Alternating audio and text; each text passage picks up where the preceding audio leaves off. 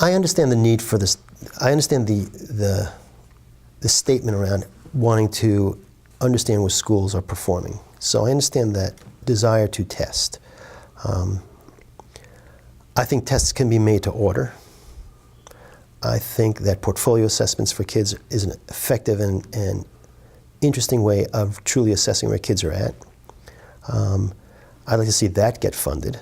Schools are trying to find a balance of testing. I mean, so we're still doing the grade, which is a whole other reading test that our school's doing from grades 1 through 6. Last year, we were still doing the Terra Nova.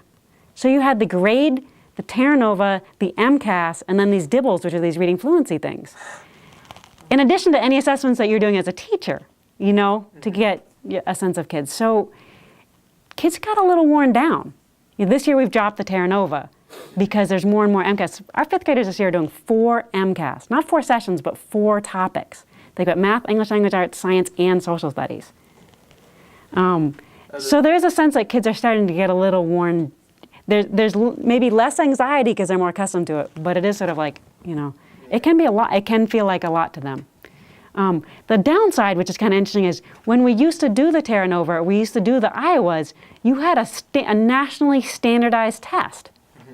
MCAS is not that.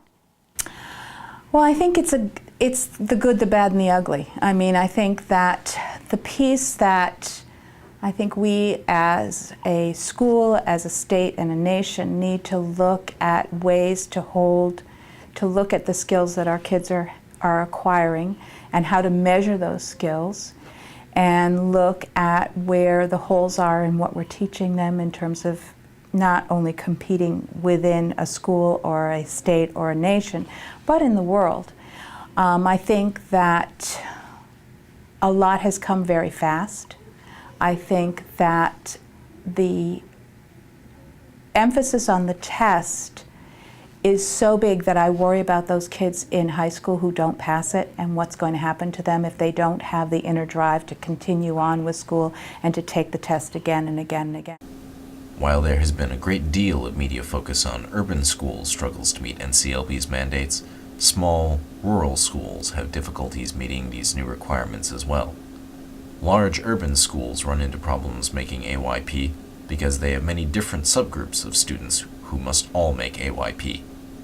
Small schools also run into statistical problems because of the small number of students per grade. It's a fairly small school, and it's the only, you know, we're our own district. So when we are looking at MCAS results, Shutesbury is its own district. So your class of 3rd graders, you know, when they're reporting 3rd grade results, it's just that class. So statistically, that's very difficult because sometimes you have a particularly strong class. Last year, our 3rd graders, you know, 90 or 93% passed the 3rd grade reading test. Same teachers. You know, this crew coming up has more special needs. They won't do as well. In fact, they might do quite a bit more poorly.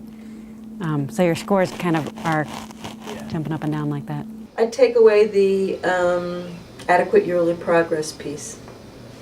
That is, I think, the fundamental flaw in the whole concept.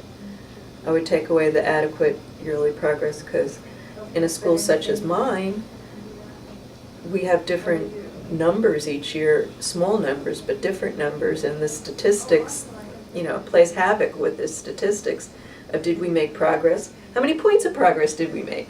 To make AYP, schools and districts must meet or exceed AYP targets that are set in terms of the percentage of students who are proficient or above in mathematics and reading or English language arts.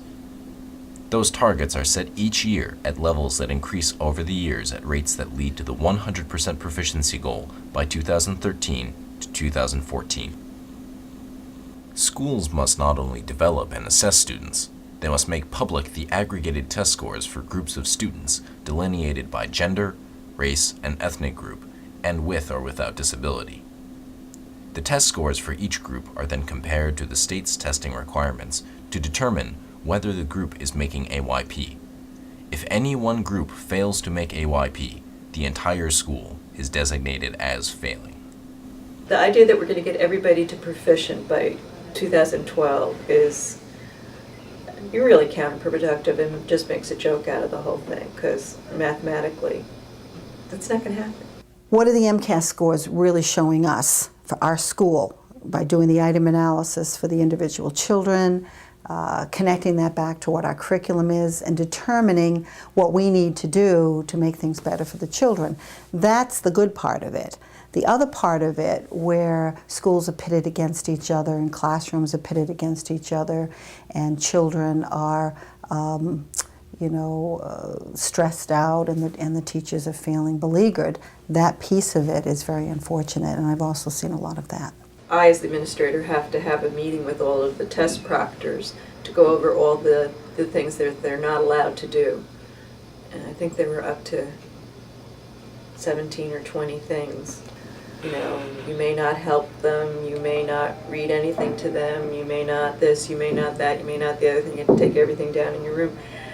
It's insulting, you know, to a professional, you know, to just make them read this list and sign their names and say they promise that they will give this test fairly, and if in any way, shape, or form they're discovered not to have given this fairly, their license is at risk. It's really very dramatic, overly dramatic, the whole thing. There has been a bit of an odd, I guess, pressure or blame game where, because we only have one teacher teaching 5th grade and the scores are shown as the 5th grade scores for the school, then there's this kind of, this hasn't happened to me, but it's happened to other teachers, where there's a kind of a question of, well, these scores are really low, what happened? What aren't you doing? And it kind of gets raised at the school committee.